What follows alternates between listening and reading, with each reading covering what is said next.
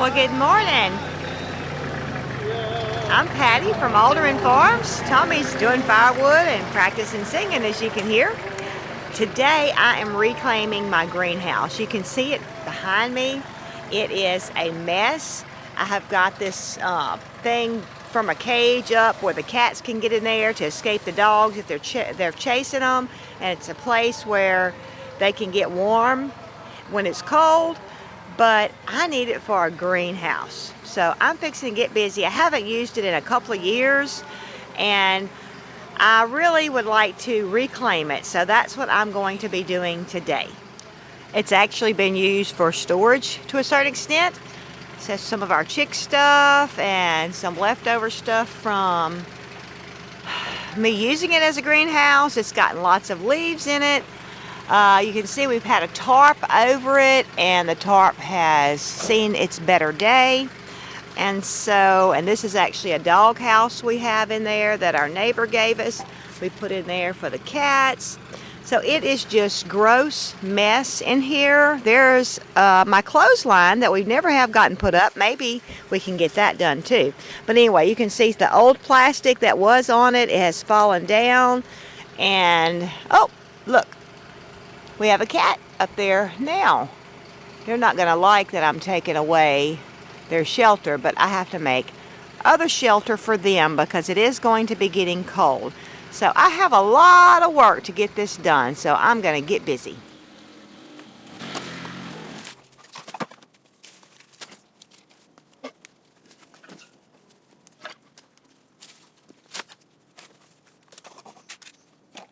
Well, getting it inside cleaned out hasn't taken near as long as I thought it would. I mean, I've not only been working about 15 minutes and I got everything pulled out, garbage in the garbage. I have to put some stuff back in it, but I have that set to the side, raking out all these leaves and stuff that was in here.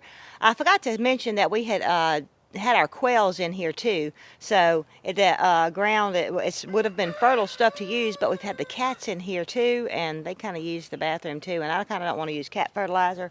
So I'm moving all that out, and we have a burn pile going. Plus I have all the little pieces of paper or that plastic and all. So I have to get that raked out, and then I'll be working on the outside.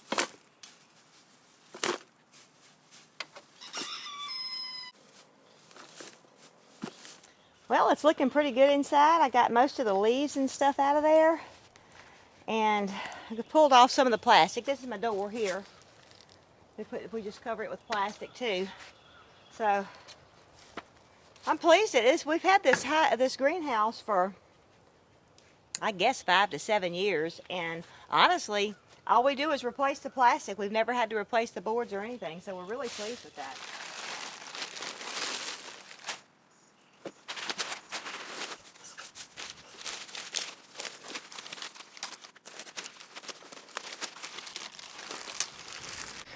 I'm going to go ahead and show you how we constructed this. Very, very, very simple. You first take 2 cattle panels, you lay them out flat on the ground, and you overlap them and zip tie them together. Now, we have overlapped this pretty far. Honestly, now that we've had it, I think you could just meet them or just overlap them a little bit. But anyway, that's what we've done. 2 cattle panels laid on the ground, flat, overlapped and zip tied together. Then we took a 2x6 and used those fence staples to attach it like that all the way on both sides. Then you can actually set it up into making an arch. And of course you want your cattle panel to be on the inside of your 2x4, so you gotta kind of flip it over. Real simple. Once you do that, you can take another, and I think this is 8 foot wide. You take another 2x6 and put along the bottom. Now, I do want to tell you, Tommy has decided that we could have done it with a 2x4. It would have been okay. But we've done 2x6s. Then we just came in, we did that on both ends. We came in and he's got the end framed up down there, and then this is our doorway framed up. If you want to see how we attach this, we just use zip ties. And, oh, that one's broken. I need to replace that. We may have replaced these. This one's not broken. We may have replaced these zip ties one other time. So in 5 years or so, that's not too bad. And then, of course, he just made this little door. And as I showed you before, it closes in this way. Like that. He made the little door, and we've got hinges on it. And then we just cover it with plastic, which I'm going to show you how I do that next. I did forget to mention that we have put PVC pipe, making our arch on the sharp edges of the cattle panels, but now people are using pool noodles or either that insulation, the gray insulation. It's actually already got a slit down it, so that would be much easier and probably cheaper than doing PVC, though PVC is pretty cheap. Okay, I want to measure this before I cut it, so not sure if this is going to work just right or not. Also, this is a piece of plastic that I got from my mom's house when I was cleaning up. It feels like about 6 mil, or 4 mil. I don't know what it is. Anyway, it's going to last me through this greenhouse season. But anyway, it was free, and I'm going to try and do it to where I can have some roll-up sides. Haven't ever done that before, but it would be very good if I could have roll-up sides because it gets really hot here.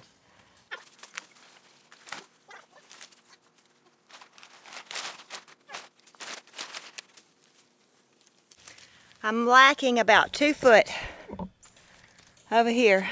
So I'm going to have to piece it together. Plus I don't have enough for my ends, but I have some of the old plastic that was on the high tunnel that I can bring over here. And I actually think I'll have a big enough piece that I could go on the back. And honestly, I want to put the ends on first because that plastic will go up under this plastic. So I'm going to the high tunnel to find some plastic. We laid this plastic out the other day. This is just what was left over when they did the high tunnel. And we have kept it, and it looks kind of yucky, but it is still in very good shape. So I'm going to piece my greenhouse together. High tunnel is a mess, y'all. I have got major work. I'll let y'all see my weeds. Yes, the weeds keep growing here in the south. But look at the tomatoes. You see the red ones up there? This is my spring tomatoes. These have been in the ground. See, we're in February. If they haven't been in the ground a year, it's just 1 month shy of a year. I just overwintered them. They don't look good. They didn't look good. This is another high tunnel we're going to be putting up.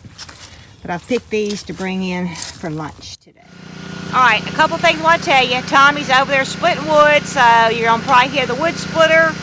And I'm fixing to put the plastic on. And I have washed it. If you say, Patty, why didn't you wash it? I have washed it. It still looks dirty, but it's better than it was. I'm going to be using these roofing tacks with the plastic, because if you just used a nail, the plastic would just pull right through. So this really helps to hold it on. And I'm going to be using duct tape. All right, I'm going to go inside, and I'm going to go in from the back, obviously.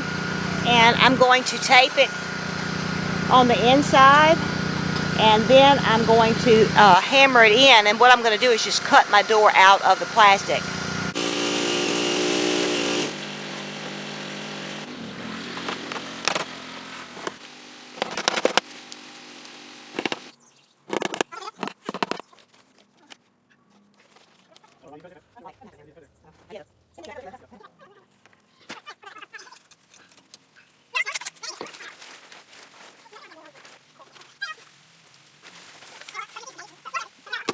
All right, we've had to move the camera out of the rain. Tommy has nailed the back. We have to do the little side piece, and then we have to do the top.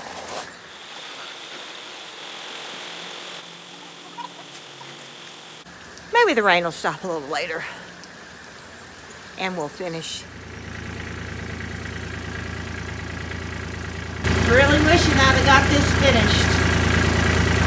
Now I'll have to deal with wet and ice and try and get it done. Alright, we did the best we could. We will have to finish the greenhouse when it is not so cold and wet, because I don't know if y'all knew this or not, duct tape don't work too good when the plastic's wet. We have the plastic on here. This is the top plastic, but it's really not attached. So we put the tarp over it, held down with a trusty ladder and bin, and